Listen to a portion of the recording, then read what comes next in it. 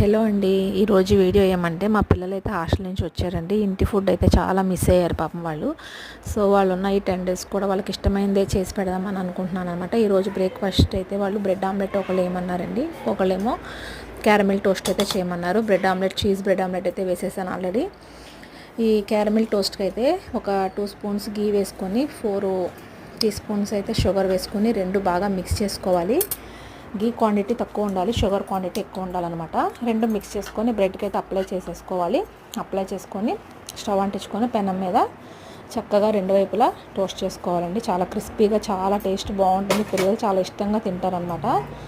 So ఒక తల్లిగా పిల్లలు అడిగింది చేసి పెట్టడంలో ఆనందం వేరు కదండి. మీరేమంటారు? ఈ 10 డేస్ కూడా వాళ్ళకి ఇష్టమైనవన్నీ వాళ్ళని అడుగుతానండి. ప్రతిదీ కూడా ఏం లంచ్ కావాలి, ఏం డిన్నర్ అన్నీ అడిగి చేసి పెడతాను అనమాట. సో అవన్నీ మీకు షేర్ చేస్తాను వీడియోస్. నచ్చితే లైక్ చేయండి, షేర్ చేయండి. Please subscribe.